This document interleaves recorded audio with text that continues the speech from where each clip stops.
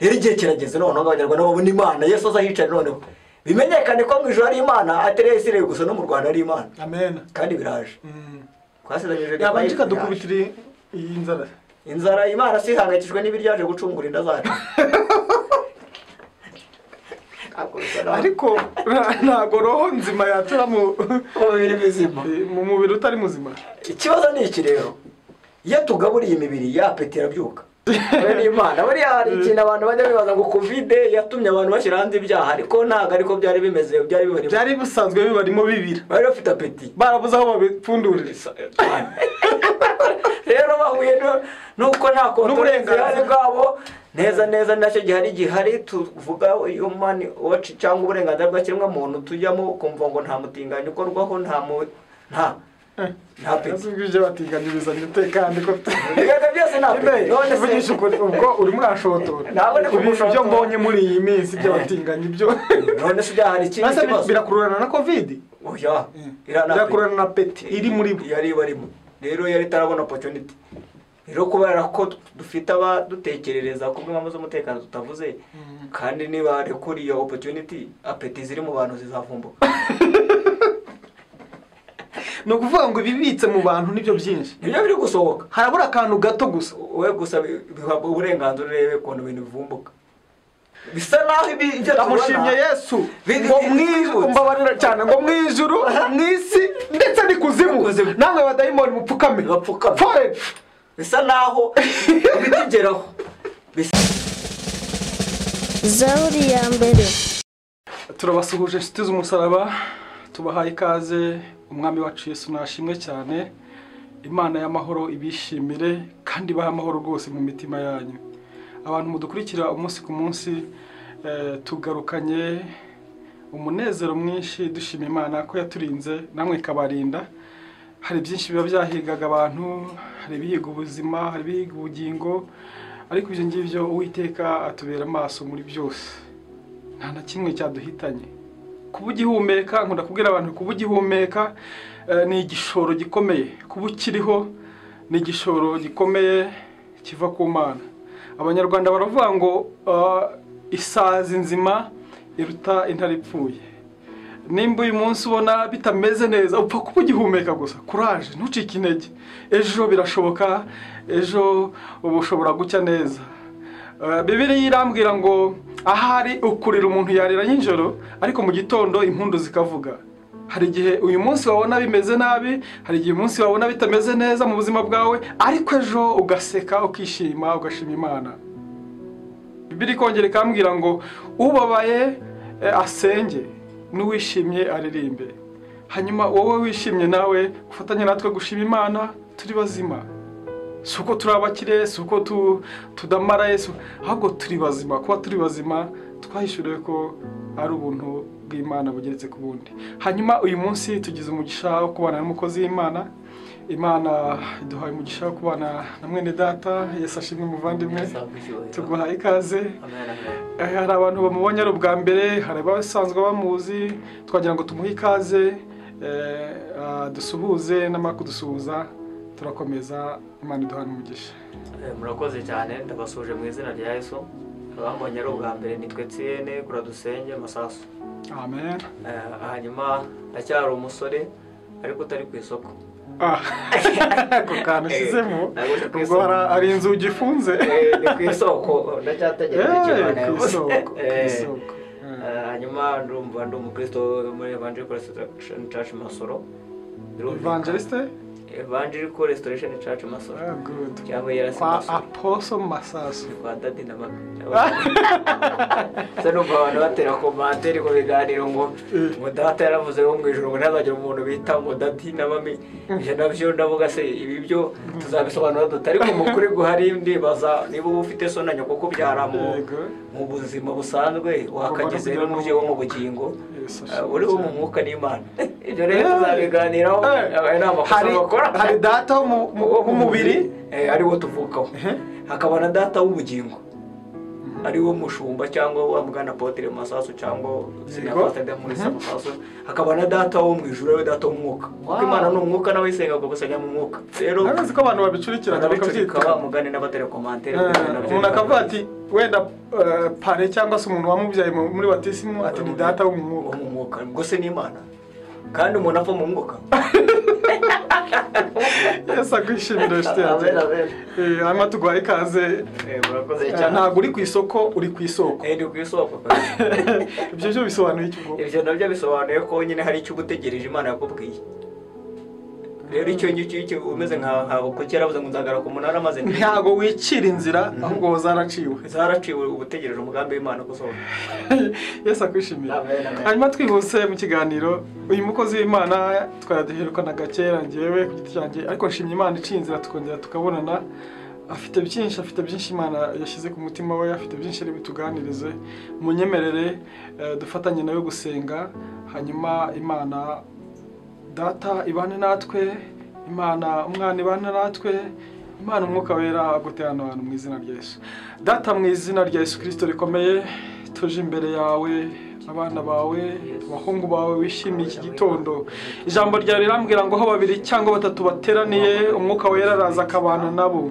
Turakuraritse mwami Imana, turakuraritse mwuka wera, turakuritse Yesu Kristo kugira ngo ube mu ruhande rwacu. Oh haleluya, icyubahiro n'ikibi cyawe papa. Nyaguhora ku ngoma Imana ntaba ari twebwe ahubwo izina ryawe rishyirwe hejuru. Nyemerera ingabo zo mu ijuru zize zitugote, za zindi ujye utanga zigapfa ku bwacu zize zitugote. Duhagaritse gukora kose ku Satani mu izina rya Yesu Kristo rikomeye. Tuzi ko imigambi ya Satani ari myinshi ariko yose turayihagaritse mu izina rya Yesu Kristo rikomeye. Nyemerera hamwe n'abera bose duhana umugisha. Iri teraniro iki gitondo ribe iri guhumurira neza, ribe mu bahumura neza. Ibyo tuvuga, ibyo tuganira bibe by'ubwami bwawe. Ntibigire uwo bikomeretsa ahubwo byubake ubugingo kandi kugira neza kwawe kubana natwe. Ntabari twebwe papa. Icyubahiro n'ikibi cyawe, ngwino wiyoborere iki kiganiro kubw'ubuntu n'imbabazi zawe mu izina rya Yesu. Amen. Karibu mwene data. Hari ijambo Imana yagushyize ku mutima uyu munsi tuganiriza, ni ubuhanuzi. Ndabizi umukozi w'Imana ndabatinya muri iyi minsi musigaye muhanura ibintu bigahita paf, ntago bigica ku bigitinda. Rero nicyo gihe ariko turimo. Sinzi ko byagenze mu minsi ya kera byarazariwe, ariko umuntu arakubwira ibintu rimwe kabiri bikaba birabaye.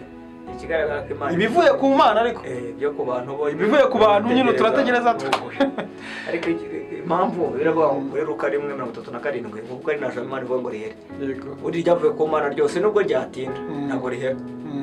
Rero icyo dusabwa no kwihangana tugategereza ariko byihuse nanone wa mugani bitungura abantu. Kuko hari ibyo Imana ikora none hari n'ibyo izakora ejo, hari n'ibyo izakora kera. Hari n'ibyo ikora itabanje kutugisha inama itatubwiye. Ni nabyo byinshi buri ibyo tubwira ni biki. Kandi wa ntabwo hagati ubwoba n'icyuzi. Ikitazi nicyo wakabaye dore ubwoba gusa dufite Imana nayo ikiturebera nta mpamvu y'ubwoba rero ni bushire. Ibyo wamenye ibyo rwose humura. Imana ibikwereka kugira ngo bisengere niba ari byiza bisohore niba bibi bikureho, ariko iyo turangaye akenshi niyo mpamvu bisohora.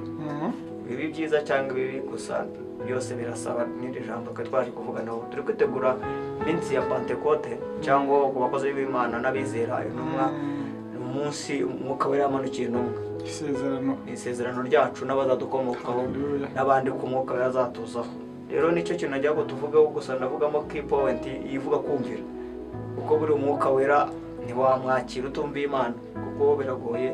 Hari n'ababa ufite bakawutsikamira bakanga kurekuka kuko baratinya position z'imiryango n'abandi n'akazi ndetse na business cyangwa n'idini kubona ko nawe ugihanura mu nzu y'Imana ubwo ndashaka umwuka wera yajya gusohora ibintu muri bo ukajya cyane baceceka bakamujyana mu gikoni cyangwa mu cyumba baticeceka hanura ba bishop kandi ijambo ry'Imana rikambwira ngo abayoborwa n'umwuka wera none abantu benshi baratinya kuyoborwa n'umwuka wera bakayoborwa n'abantu. Ni nacyo kibazo dufite imbata z'abantu ntabwo dufite imbata za Kristo. Kandi abo sibo babahamagaye, iyo bahamagaye baratinya kuyivugira cyane bagatinya kuyumvira ariko bibabuza amahoro. Ndabizi bitumvisha kumvira nicyo gitambo kiruta ibindi umuntu yagahaye Imana kubera ko na Abrahamu n'abandi twazya mu byanditswe wasanga icyabanesheje bateye namwe kumvira kandi ntawe ukitwa tumbiye abenshi barumva ariko nabumvira kuko umuntu umubwiye ngomereza iki yabyumva ariko atakiguhaye batakumviye.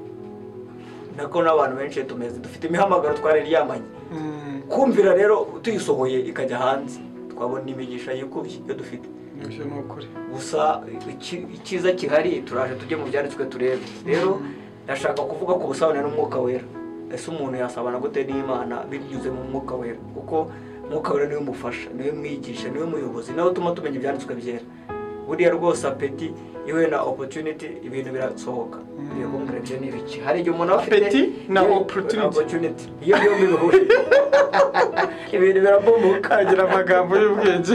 Ni Imana. Buriya hari ikintu abantu bajya bibaza ngo Covid yatumye abantu bashyira hanze ibyaha, ariko ntabwo ariko byari bimeze, byari bisanzwe bibarimo bibira. Bari bafite apeti. Barabuze aho babipfundurira. Rero bahuye nuko nta kontrole bwabo neza nacyo gihari tuvuga human watch cyangwa uburenganzira bwa kiremwa muntu tujyamo kumva ngo nta mutinganyo ukorwaho nta peti bije batinganiriza umutekano ko bigaga byose nta peti none vugisha ubwo uri muri ashotora ntabone kumushotora ibyo mbonye muri iyi minsi byo batinganya ibyo none se byahari ikindi kibazo birakururana na Covid oya birakururana na peti iri muri yari barimo rero yari tarabona opportunity rero kubera ko dufite abadutekerereza ku bw'ingamba z'umutekano tutavuze kandi niba ari kuri iyo opportunity apeti ziri mu bantu zizavumbuka no kuvuga ngo ibibitse mu bantu nibyo byinshi nibyo biri gusohoka harabura akantu gato gusa we gusa bihabwa uburenganzira urebe ukuntu ibintu bivumbuka biramutse bivumbutse nk'uko abantu bibabiramo haba iki twitegura iki nta kidasanzwe kigomba kwitegurwa n'ingaruka nk'izavuye mu gihe cya none kurimbuka cyane biravuga ngo ubwami bw'Imana baguye gitumo kubera ibyo nyine kandi no mu gihe cya none bararyaga bararongoraga banashyingurana ejo bundi amabendera yarazamuye none se kirego darufite amaso si wonyine rega nta nubwo biraga n'agatonyanga mu nyanja bikomeye ubundi biri imbere twihishe mu maraso ya Yesu ntihagire ibitero batugabaho gusa icyo twavuga mu kuri kw'ibiriho ntago inzara iriho ari nayo iteye ubwoba wenda Ukraine n'ibindi bihugu byashotorana wabonye ko na Israel ibindi bihugu birimo birayishotora ariko byose biri muri Bible nta kintu kiriho kitunguye Imana byose biranditse nuko tudashaka gusoma turi n'abanebwe bamwe na bamwe turasomerwa ariko wicaye ugasoma ibyanditswe byera nta cyaga gutunga ubundi rero hari ikintu kimwe dushaka kuvugaho ari ijambo muri na Mose ndakeka niba atari muri Mika bivuga ngo Imana izateza inzara mu minsi ya nyuma izaba atari inzara y'ibyo kurya niyo gushaka ijambo ry'Uwiteka abantu bazajarajara bava bagesa amatari bamwe na Kanyara n'ahandi tavuze bajye n'ahandi no mu macaca bashaka kumva aho ivuga kandi yaravuze kera bakaninira none se singiye Bible ntacyo ushaka mu bantu zigitara nta nicyo ukeneye ahandi kitari muri Bible ahubwo icyo Imana yasize ibwiye abantu icyo twakoze sinacyo dukora Imana yavuze kurema abigishwa turema abakristo mukuri sonye muri Matayo 28:18 Yesu yegereye abigishwa baragati ubutware bwose ndabufite mwijuru no mwisi mwe nimugira ikibazo nta kindi mukeneye Matayo 28:18 aka turasome mu izina rya Yesu ataza kugira ngo wenda hari ibindi none ntabwo ikataryo jambo cyonyine Yesu yavuze nta kindi yavuze none urebe ibyo dukora ariko abatari mwe 28:18 bigeze kuri 20 humve haravuga ngo dusome mu izina rya Yesu nuko Yesu arabegera avugana nabo ati nahawe ubutware bwose mu ijuru no mu isi nuko mugende muhindure abantu bo mu mahanga yose abigishwa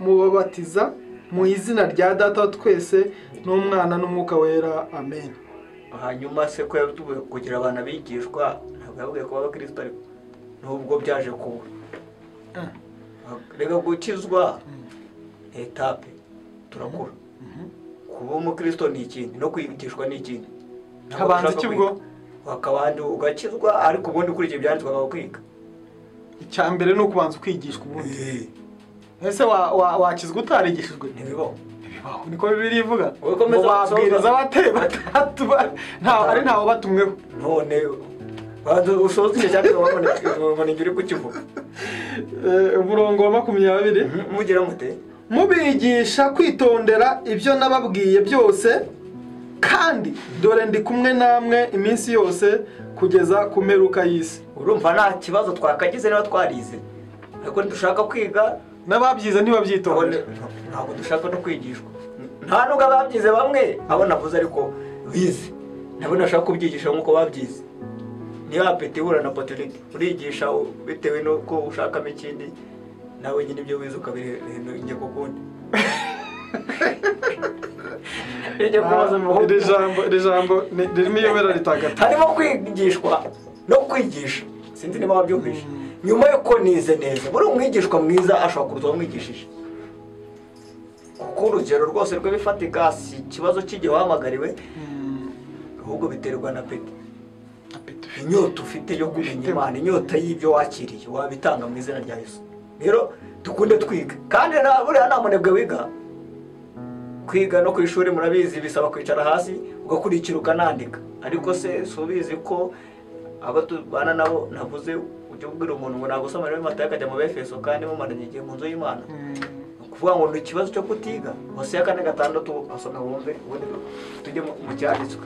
Hoseya 4:6. Tuze tuvuge kuri icyo kintu rwose, urebe kutiga icyo bigiye kudukorera. Ntabwo mvuga amashuri y'ibindi, ndavuga amashuri y'ijambo. Rwose bashumba muri kuri abantu bige babingabo bahinduka bigishwa ba Yesu, ntabwo ari abigishwa b'abantu. Reka tugeze Hoseya 4:6. Murongo wa 6 haravuze ngo ubwoko bwanjye burimbutse buzize kutamenya. Ubwo ni ubwoko bwanjye, ubwoko bw'Uwiteka. Ubuzize iki? Ubwoko bwanjye burimbutse buzize kutagira ubwenge. ubwo uretse ubwenge, nanjye nzakureka we kumbera umutambyi. None ubu ikibazo kirihe? Ubwo bigabi wibagiwe amategeko y'Imana yawe, nanjye nzibagirwa abana bawe. Kare sinakubwiye ngo ibyo tubona n'ibiki. Ntabwo irano bibingibi turiho. Ikibazo abantu bazi ko generation iyi ngira ifite ikibazo, ariko iyo tuzasiga, kuko iyo dukora bizaba victim y'abana bacu. Biravuga ngo nkora abana gukenwa kwa base, bageza kubuzukuruza n'ubujuru bw'abanyanga. Nako ngirira neza, witondera amategeko yanjye, nkageza kubuzukuruza babibihumbi. N'Imana bivuze, kandi twibuke ko Yesu nta tegeko yaje gukuraho, yaje kurisohoza. Rero ibyo bintu mukuri kwibiriho twatwabarwa n'Umwuka Wera gusa. Niyo mu ijuru yonyine. Oya si yo mu ijuru gusa, byose yarabirangije muri Kristo. Ariko icyo yadusigiye n'umufasha. Rero umufasha umwigisha ari we Mwuka Wera. Rero birasaba iki muri iyi minsi ya Pentecote? Birasaba ikintu kuwusaba umwuka ukawuzura cyangwa ukagusendera, kuko Imana yatanze umwuka itawugeze. Kandi rwose Yesu yavuze ijambo rikomeye, nero ubwoba. Yaravuze ngo umuntu atabyarwa n'amazi n'umwuka ntazabona ubwami bw'Imana. Ikibazo ni iki, turabatizwa tukanakizwa ariko tugasiga ya gap yo kuzuzwa umwuka. Bamwe nanjye narinzi ko kera nyisengera aho navuze narinzi ko kujya mu mwuka rugutitira n'ibindi. Ariko kintu tutari tuzi, Yesu ntago yava mu buzima bw'umunyabyaha, ariko umwuka we ntago wubamo. Yesu ntago yava mu buzima bw'umunyabyaha. Uwamwakiye ntago akureka, ntago yakureka, ariko umwuka wera reka arigendera agatageza igihe uzihanira akaza. Good. Kuko wa mwuka haracyari imbabazi inshuti yanjye. Iyo rumwe rero haracyari imbabazi. Uvuge ngo wakoze icyaha urarimbutse urapfuye, cyo ko rugipfiriyemo. Yawe bibaye. Fasha dusome twumve ibyakozwe n'intumwa 5:29. Mwene data mushiki wanjye, icyo usabwa ni ukumvira. Ntugende rwose ntunafungura cana ukagenda utumviye, ubwo egare ko n'ubundi byanditswe biri kugusohoraho, hari impamvu yatumye uyifungura iyo link. Tegereza wumve icyo Mwuka Wera avugana nawe. Ibyakozwe n'intumwa ibice 5 umurongo wa 29. Petero n'izindi ntumwa barabasubiza bati, ibikwiriye ni ukumvira Imana kuruta abantu.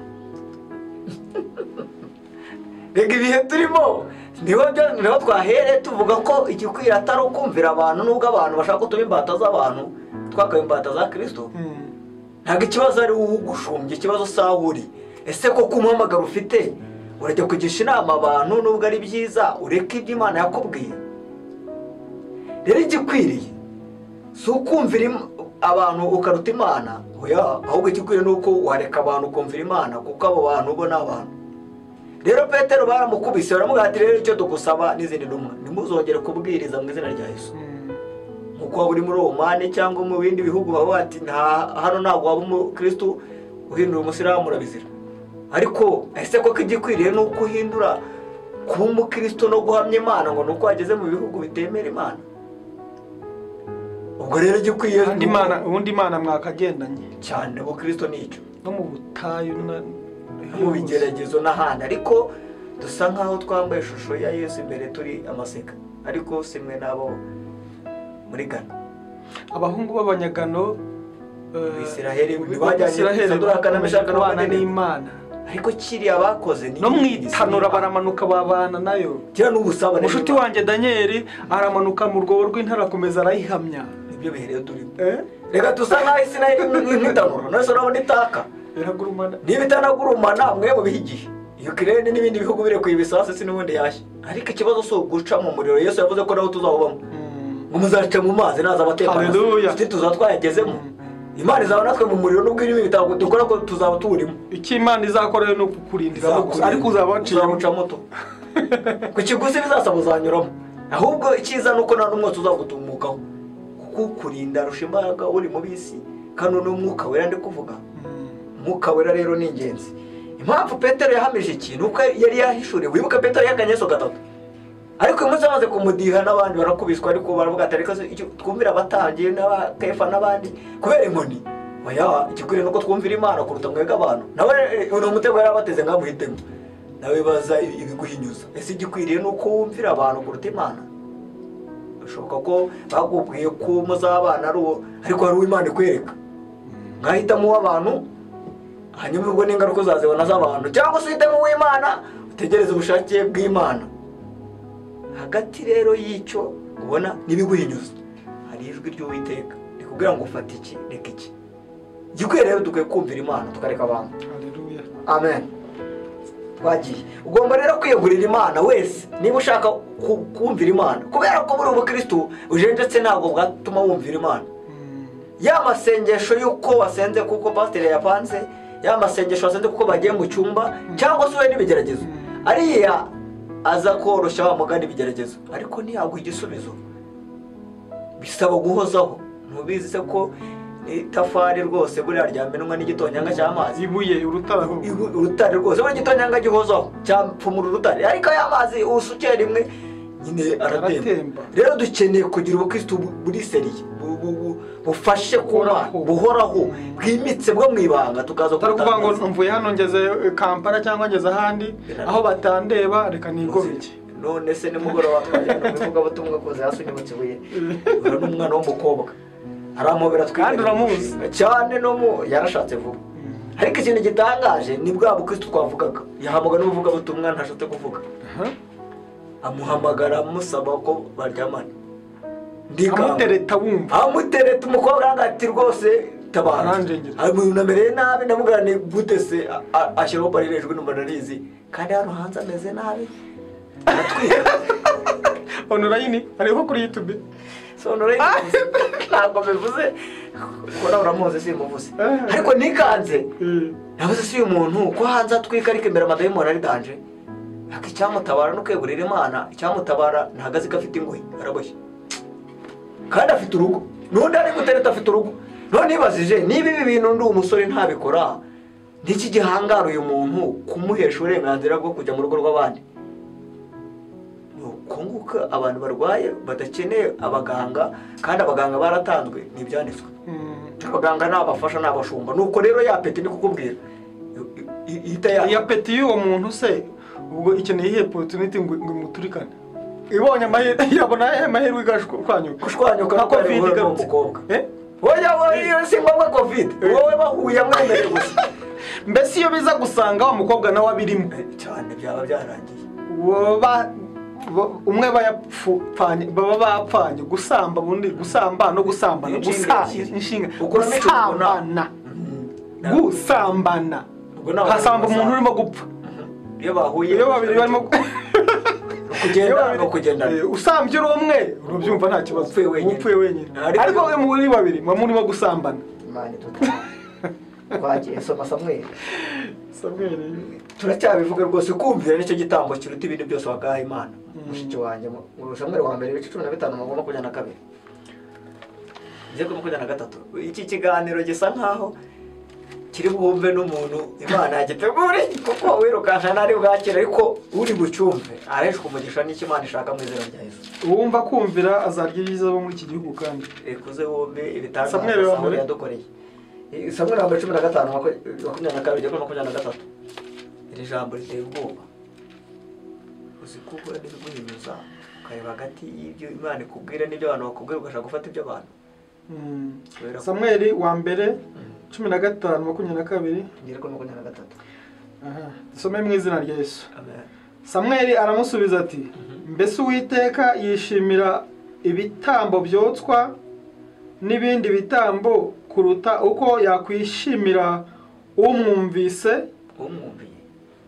umwumviye erega kumvira kuruta ibitambo kandi kwitonda kukaruta ibinure by'amasekurume y'intama, kuko ubugome busa n'icyaha cy'uburozi. Nukuvuga ngo umugome n'umurozi bari mu cyiciro kimwe imbere y'Imana. None si ikintu gisa n'ikindi, ubwo niba nsana data ufitanye n'amaraso. Ubugome ni iki bundi?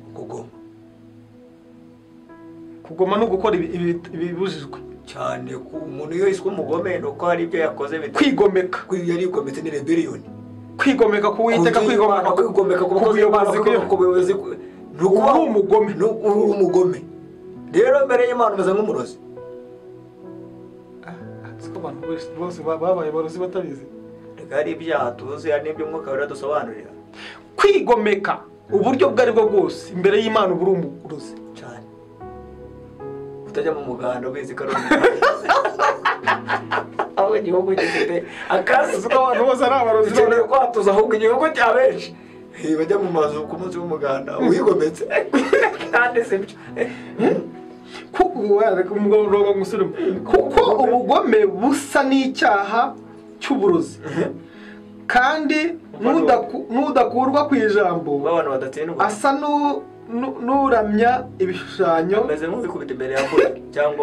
na terafimu. Ubwo wanze ijambo ry'Uwiteka, nawe yanze ko uba ku ngoma. Ingaruka rero z'ibyo zo gushenga ibishushanyo no kubishinga, ubwo wanze ijambo ry'Uwiteka nawe yanze kuba ku ngoma, nuko ubwami burangira. Nuko abantu bambarwa position mu kazi n'ibyubahiro. Kwigomeka ku bayobozi, kutumva icyo Imana ivuga muri bo, uko biva ngo ubuyobozi bwose buva ku Mana.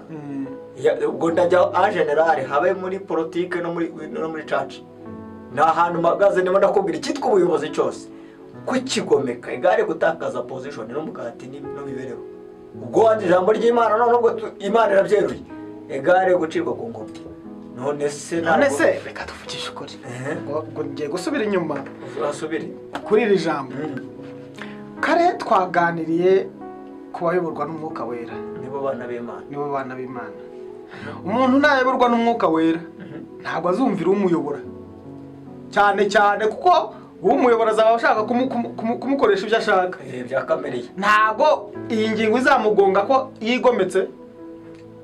Abagalatiya 5 bavuga gute? Turajya Reka bibiliya nakubwiye ibibazo by'isubizo urayifite. Oya turebe hanyuma Abagalatiya 5:18 usome twumve. Reka tuganire ijambo ry'Imana nibyo ritubeshaho. 5:18 mu izina rya Yesu. Soma wumve. Abagalatiya 5:18 haranditswe ngo ariko niba muyoborwa n'umwuka ntimuba mugitwarwa n'amategeko. Nyine icyo nari nshaka kuvuga, urumva ntabwo bagitwarwa n'amategeko. Ntabwo bahinduka bagomese, ntabwo ari isi. Ari amategeko y'Imana. Ko Yesu yaje kuyakomeza se. None niba yaje kuyakomeza se ngeze avuga ngo muzasambane, cyangwa yaje kuvuga ngo nutegereje gusambana abasambanye. Bisa naho ngo yaje kuyateraho kashe. n'uwagize irari ritahuye n'ubwo busambanyi uri umusambanyi imbere y'Imana. Yesu nicyo yaje kuvuga. Niba warebye filimi umeze nk'ufite ikigirwamana imbere y'Imana. Filimi ikagutwara ibihane nubwo itabigutwara ihora kurangaza kandi Imana iragushaka. Kureba filimi ni icyaha. Kuberwa n'umwuka ariko kuba kamere bo rwose n'ibindi kuko ntiwamubwira niba ayicara imbere kamunezeza. Rega hari ibintu twaretse Pawulo nibyo yavuze ngo ibyo twigomwe kubera Kristo Yesu byose turabyemererwa siko tugira umumaro. Rero mu byo twemererwa no kwa imipira turabyemerera rwose no kureba indirimbo z'abandi ariko nta mumaro mukuri ko biriho kuko ntabwo bigukuza mu mwuka no mu bifatikana. Ni business urimo basi tumenye ngo birakwinjiriza uriroke cyangwa n'abandi ba dunia. Ariko uvuze akantu nibuka neza hari igihe wenda nk'iyo nagize amahirwe yo gutaha kare nakoreye hafi nkaza kugira umwanya wo kwitekerezaho wenda nkaza nko gusoreza ku karirimbo k'Imana ariko kanyuma gasoza umunsi wanjye ndara neza hanyuma ndabuke ariko yonje mpita niroha mu buriri waserera yose niriwemo za nzozi nako yamiriho yose niremo nigaruka muri jewe nigaruka mu nzozi zanjye nigaruka mu cye turacyaha none wabyumvisha impamvu rero abo ngaba ari abana beza. Eba bahebura isasa bumva ibice bitanu mu Karindwi turacyari mu kumvira bene data nabo turatangiye turacyari kuri yosije nuko hari yaje muri ryo mu Bagalatiye kujya twumva amategeko yari yose ayisi oya abahebura kangahe ibice bitanu mu Karindwi tugere ko wacumi 5:7 haranditswe ngo Yesu akiri mu mubiri yambaye umubiri nk'uwacu amaze kwinginga no gusaba cyane yabashije kumukiza urupfu. Kwinginga aba umurimo muze mara kwa mabinginzi. Kwinginga ni umurimo ukora uwo gusengera abandi. Ya amaze kwinginga niyo waje kwisengera. Icyo kintu wazo cyumve. No gusaba cyane. Ariko niwe ikibazo twe dufite umuntu arabanza kisengera akanisabira akitindaho akazasangira abandi nyuma. Aho icyo ni ikintu kigoreka ko Yesu yari afite ubuzima bw'Imana. Yabanje kwingingira abandi no gusaba cyane gusaba babone n'isengero ryo kwisabira. Imana nubwo ibyo yabikoze kujya yereka Imana rwose Imana nta mbabazi yamugiriye. Ibi ni byanditswe. Ariko kubw'umwuka wera yaramushoboje cyo kuza wumve soma usoze wumve. Ngo najya ngo tugasobanurira ryo umuntu abatazi ngabinginze muzi Imana bakora ikintu umuntu usengera abandi utisengera. Gusaba rero no kwisabira. Amaze kwinginga no gusaba cyane yabashije kumukiza urupfu ataka cyane arira yumviswe kubwo kubaha kwe. Yumviswe kubwo kubaha kwe. Imana yamwumvise aya masengesho yayumvise Imana yaha agaciro kubwo ko Yesu yubahaga cyangwa yumviraga Imana. Murongo wa 8 nyamara nubwo ari umwana w'Imana yigishijwe kumvira kubw'imibabaro yihanganiye. Bisa naho ibigerageza ari ishuri. Ko si ibintu bitatenye umwana w'Imana. None twe ko tusimbuka ko tudashaka kwiga ibintu bitatenye Yesu Kristo ari Imana akabumwana wavuzweho n'Imana umwuka wera akamumanukira ko kanya turi bande bako bisimbuka. Ibaze Satani utaratinye kumwatakira mu butayu akamugerageresha inzara akamugerageresha ubukene akamugerageresha byose akamugerageresha icyubahiro inzara ubukene icyubahiro. Yesu byaramukubise mu butayu Satani akamureberaho avuga ati nimbura umwana w'Imana koko gira ibuye rihindukire kuri ikibuga. Satani yamukubitaga n'ibyanditswe ntugire ngo Satani none sugira ngo abantu benshi bakora ibyaha batazi ibyanditswe. Satani akamukubita ingingo ati handitswe bazakuramira. Abamarayika n'Imana yabivuze.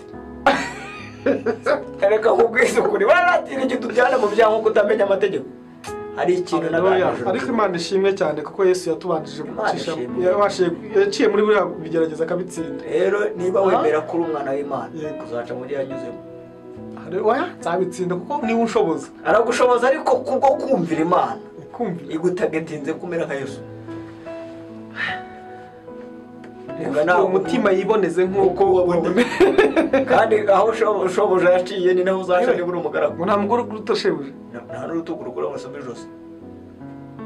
ukuri kw'ibiri kutubaho twitegure n'ibiboko none turabikubitwa nuko tutabizi none se nurava gusengera umuntu nayimanika gukandira sikari ntabwo suratakaza ibyo gaciro rufite kubera ivuga butumwa n'ibindi ntabwo abantu bafunga bazira ukuri kw'ibiriho none se hari ibiboko ukeneye birenze ibyo niba tuzamera nka bya bindi ibitugu by'abapapa bihota inkoni ariko si izo nkoni twebwe hari izo dukubitwa mu isi y'umwuka buri karya kabiri abana bakataka bakarwara rimwe n'umuryango wose ariko hariho amaraso ya Yesu niyo meza tweza amen rero nta mugaragu kasheguza nubwo ijambo tarirangije ndacyari ku groupe bande yo kumvira reka amaze kumvira wasanga hari abantu Imana yabwiye ibintu batabyumvira banabyumvise bakakubyumvira bakaba bari mu ngaruka z'inkoni z'ingaruka zo kutumvira byanga kugenda n'abahirayo 5-7 niho warugeze ku 8 niho tujye kugira niho warusomye avuga ngo nyamara nubwo Yesu yari umwana w'Imana yumvishijwe kubwo kumvira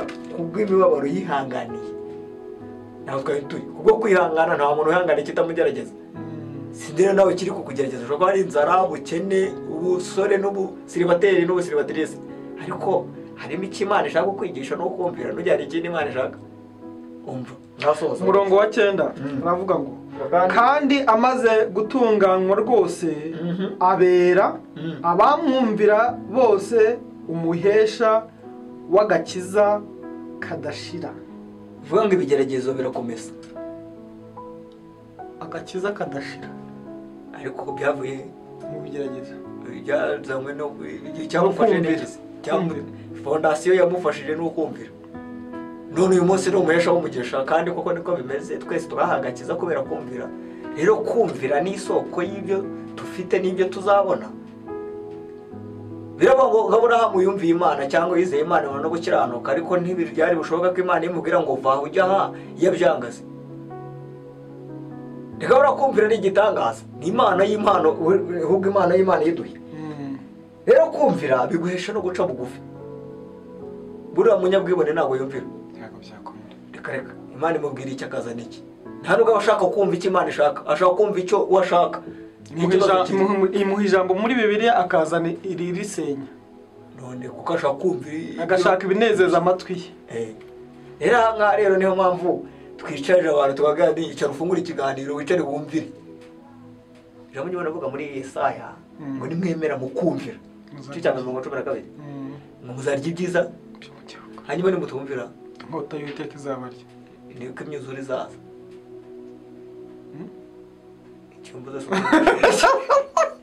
none se imyuzure irenze iyo twabonye se none se inkota y'Uwiteka uzi ko izaza nyine ugaruye iby'imyuzure nabyo rega ni imyuzure wari hari abantu bagiye bahanura imvura ni iyi ngiyi twabonye ejo bundi yaguye iyo imvura ntabwo bari iriye ira ni inkota imvura se irica akangwa kunyuze murapfa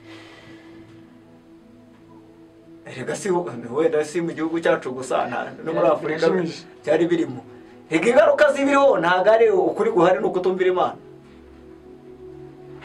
ukuramo kamwe ushyiramo akawe nayo dushyiramo umwuka wera abana natwe umwuka wera adasobanura icyiza gihari nuko biri bw'umwe n'abanyamwuka ngasoza umurongo soza mwuka wera dushyigikira kandi umurongo wa 9 rero twari tugeze umurongo wa 9 igiye kwa 10 Imana kuko Imana ubwayo idakiranirwa ngo yibagirwe imirimo yanyu n'urukundo mwerekanye ko mukunze izina ryayo kuko mwakoreraga abera nanone mukaba mukibakorera hanyuma ubwo baberetse ku murongo wa 9 na kwa 11 ariko rero turifuza cyane ko umuntu wese wo muri mwe yerekana uwo mwete wo kurinda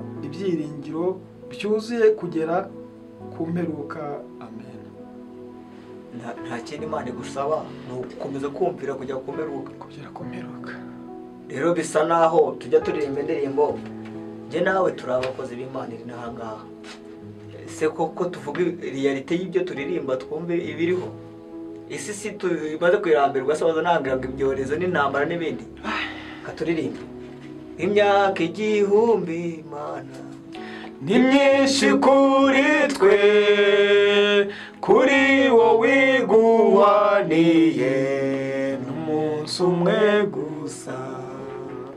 Kera bakwiringiraga bari mu mahoro, tugufite nitwifuza undi murengezi. Yesu tube hafi rwose. Hanyuma se ko imyaka 1000 ari myinshi ku Mana, twebwe ikaduha n'imyaka 1000 n'umunsi umwe. Oya, ngo imyaka 1000 ni myinshi kuri twe, ariko ku Mana ni uyu. Hanyuma ubwo Yesu amaze iminsi ngahe mu ijuru? Kuri twebwe ni myinshi, ariko ku Mana ni umunsi umwe. Ngatubari ni ibihumbi hafi 2000 birenga. 2023.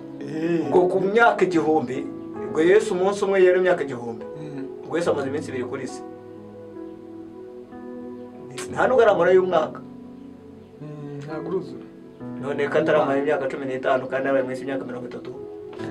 Akakora imyaka muri mu myaka. Aho ijambo ry'Imana rivuga igihe azagarukira harya. Ntabwo kizwa, ariko niba koko iyo ndirimbo murimbo ari ukuri. Makaba mwicara hamwe rero isi mukayibamo neza, kuko ntago yaza vuba. Kuko aracyafite byinshi byo gukora. None mukuri guhari ifata 33 yavireye mu isi ukora imyaka 2. Aracyafite imyaka 31. Rero koko niba ibyanditswe byere byo bivuga ari ukuri. Ubwami bw'Imana buri turimo, ubwo tubane nabo. Kuko kuza ko ntazatinda. Gusa icyo mvuga ni kimwe, naho yatinda urupfu rwo nirutinze. Erega abana natwe turi kumwe. Abana natwe ntago muheza yazagaruke azanyijyanira nkore muri iyi si muru, ariko njya mubona.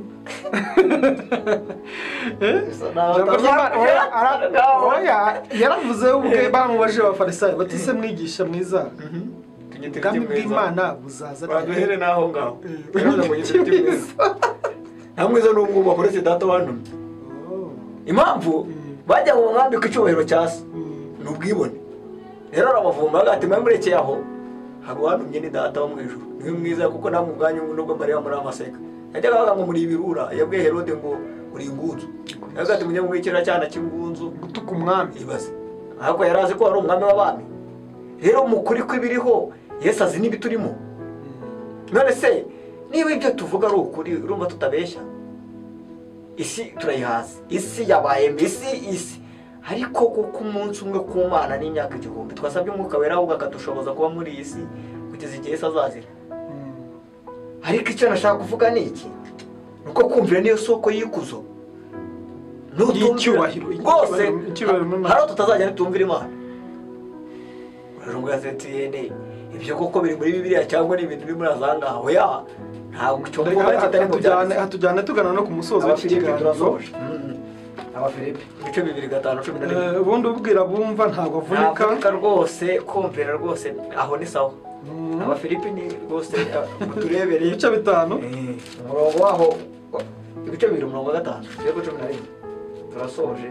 Aha, ibice 2:5 haranditswe ngo mugire wa mutima wari muri Kristo Yesu, uwo nubwo yabanje kugira akamero k'Imana ntiyatekereje yuko guhwana n'Imana ari ikintu cyo kugundirwa, ahubwo yisiga ubusa ajyana akamero k'umugaragu w'imbata, agira ishusho y'umuntu, kandi amaze kuboneka afite ishusho y'umuntu yicisha bugufi.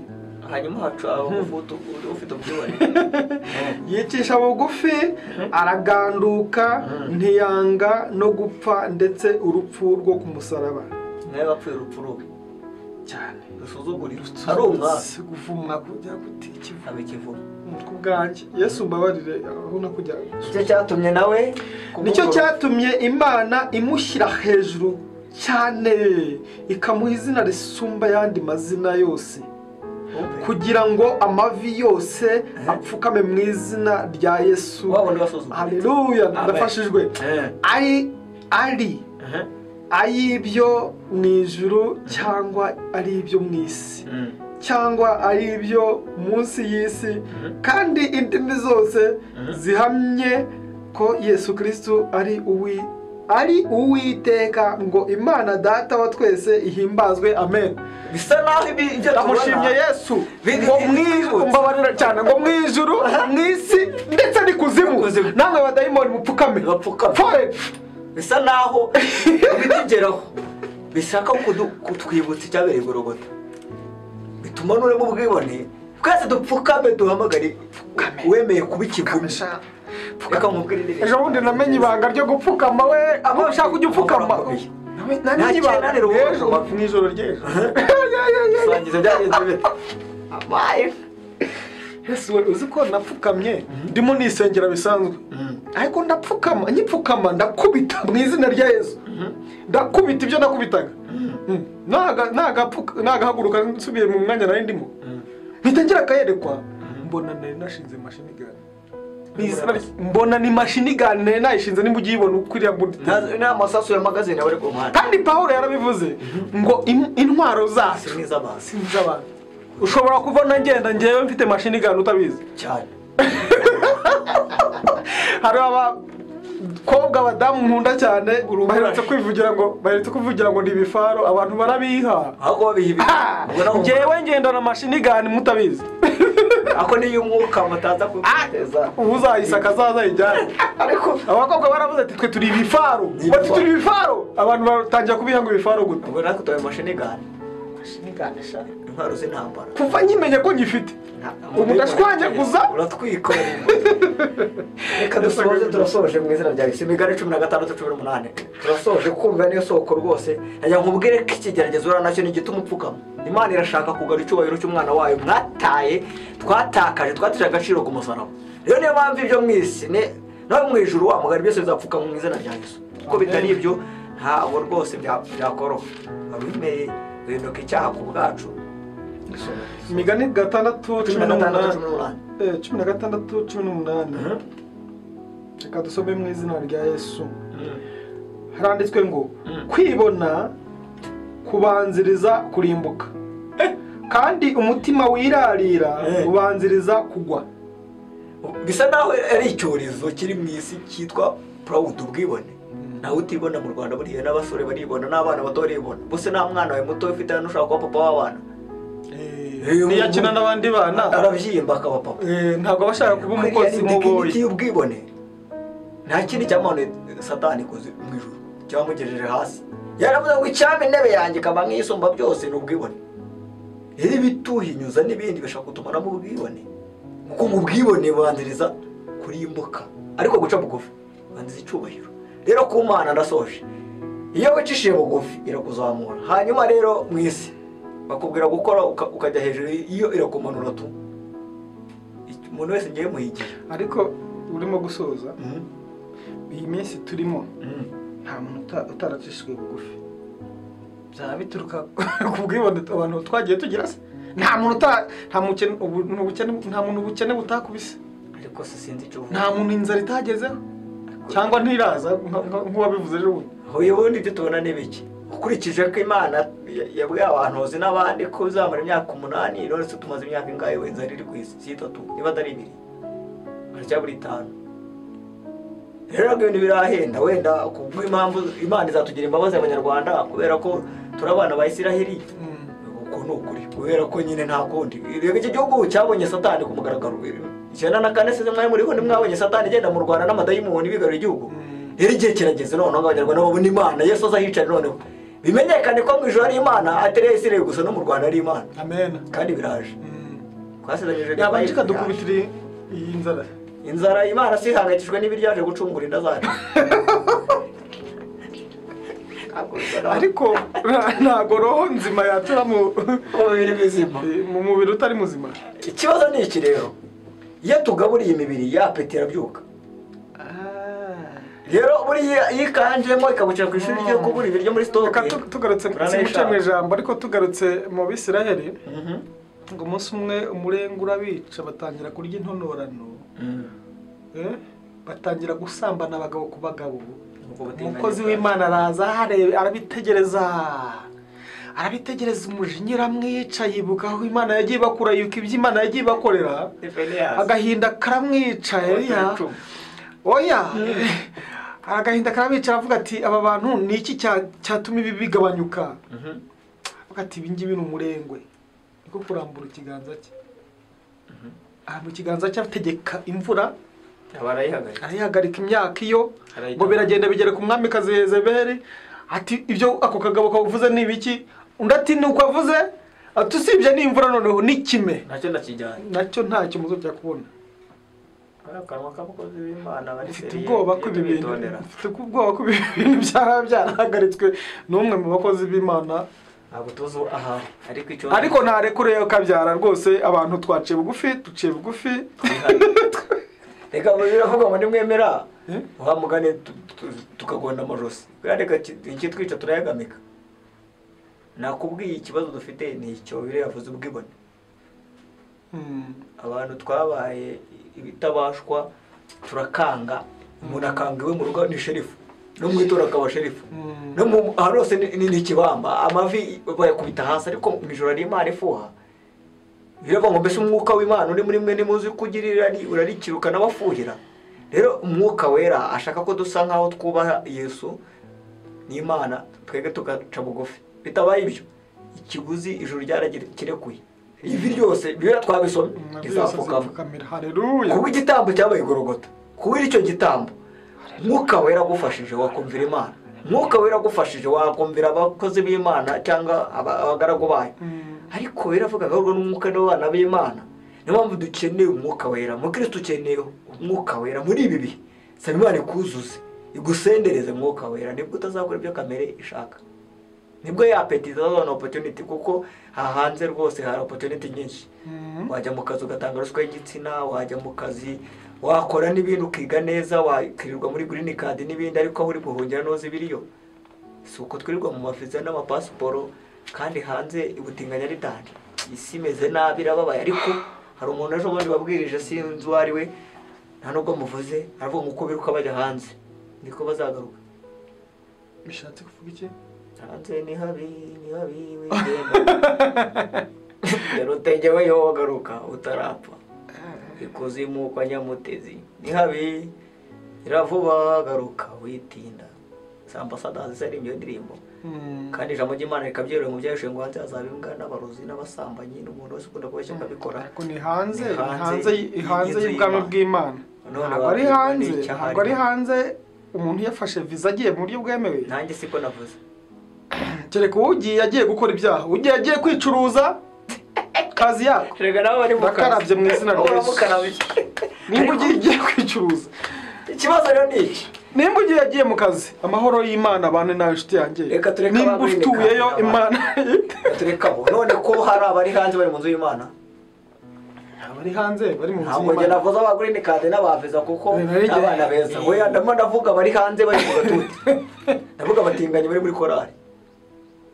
Ndimo ndavuga n'abashumba batinganye n'abavuga. Abo bantu nibo nashakaga. Abo rero nibo bari hanze. Hari uwagize amahirwe yo kutwumva uyu munsi. Tumufashe iki? Ngiye kumufasha kwiranze kuva hanze. Twinginga Imana ace bugufi. Agarukiye niwo munsi wawe inshuti yanjye wo kwemererwamo. Iyo tusaha Imana igushaka. Imana yo mu ijuru yakicaye ku ntebe y'imbabazi. Iyambabariye nawe yakubabarira cyane. Iyambabariye ibyo nari ndimo byose yakubabarira. Uyu munsi ugaruke. Nagira ngo dusoze nyine tugusaba ufatanye n'umwe data uciye bugufi gusenga. Usengere abarwayi, usengere abashaka gukizwa, usengere abari mu kaga bose mu izina rya Yesu. Imana iguhumugisha. Uwiteka reka dusabe imitima yari igigaruke kandi bisarurwa ni byinshi ariko abasaruzi ni bake. Turasaba abantu bari hanze muri w'Imana, Imana bagarurire badufashe gusarura imitima bari kurimbuka. Rero mwene data turagushimiye wowe ugiye kwihana, kandi nawe wari uri mu nzu ariko uri hanze. Ikinyarwanda cyiza, uri mu nzu y'Imana ukoreramo ibyaha uri wa kamere. Mwuka wera agushoboze kubwo kumvira ugize. Mana Isiraheli, Mana ifite ubutware n'ubushobozi, so umwami wacu Yesu Kristo, tukuretse bene data baraha, reka abarwaye kansa, abarwaye imivuduko y'amaraso, abamaze igihe kirekire ku gisasiro aba ari Canada, Amerika, China, turirukana umwuka wose bamweza ku gisasiro mu izina rya Yesu.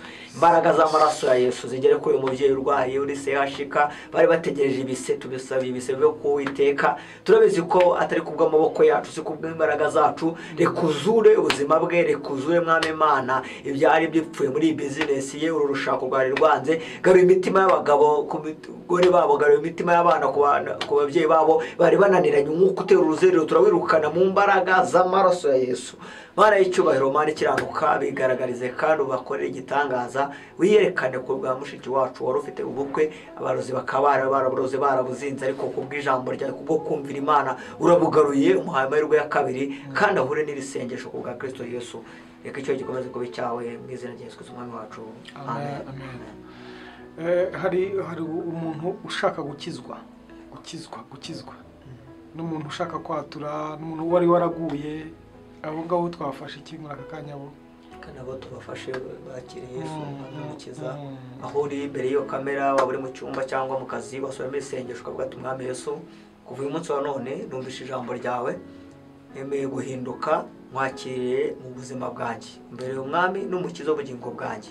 Amazina yanjye reka yandukurwe mu gitabo cy'urupfu, yandikwe mu gitabo cy'ubugingo buhoraho.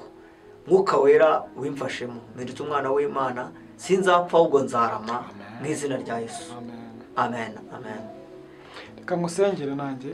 Data, dore uyu mwene data yakiriye ubwami bwawe muri we, yemeye kwandikwa mu gitabo cy'ubugingo, ahinduye icyerekezo yararimo, ahinduye ubuzima yararimo. Nyemerera mu izina rya Yesu Kristo rikomeye, umwandukure mu gitabo cy'abarimbuka, mu gitabo cyo kurimbuka, umwandike mu gitabo cy'ubugingo. Kubw'ubuntu n'imbabazi zawe, amaraso ya Yesu amugote kandi ntagasubira inyuma ukundi.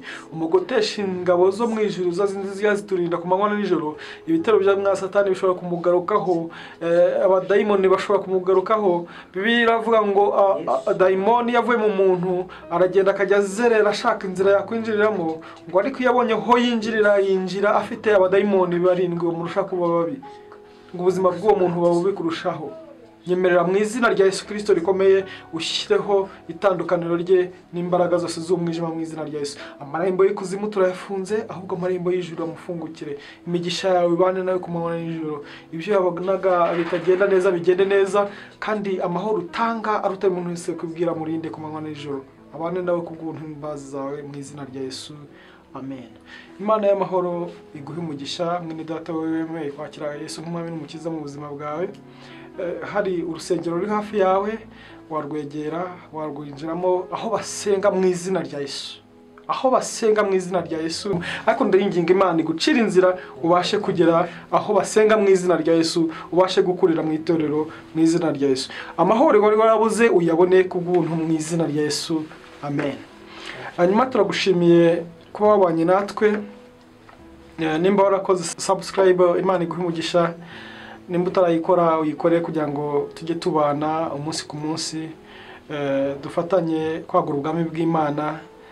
Hanyuma ukoreshe iki kiganiro nimba cyakuryoheye, cyakubereye kimugisha, ucyohereze inshuti zawe mu magurupe, kuri WhatsApp, kuri Facebook n'ahandi hose bishoboka, kugira ngo dusangire ibyiza Imana baduteguriye. Muvandimwe, hari ikintu wabwira abantu wenda kindi?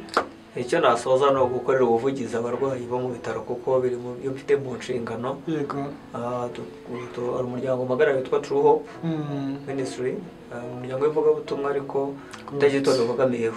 Rero dufasha abarwayi bo mu bitaro by'i Rwamagana, muri Burasirazuba, mu gihugu cy'u Rwanda. Tugemura abarwayi kuwa kabiri, kuwa kane no kuwa gatanu, kuwa gatandatu. Mugarukira Rwamagana gusa? N'ahandi Imana idushoboje no mu ngo tujyamo iyo bibaye ngombwa. Yego. Rero ufite ubufasha ntabwo ari ngombwa amafaranga gusa. Abutuye muri Rwamagana watanga ibyo kurya, umuceri, kawunga n'amasukari n'ibindi, kuko turateka tukagemura. Ni muri kure nabwo watanga na mituweli cyangwa ukabafasha mu bundi buryo. Harimo abantu bababaye, harimo umuvandimwe rwose nubwo twamuvuga mu izina, amazemo imyaka nka 17 twakaburame rwose, nawe wamufasha ntiyego kacitse uruturigongo.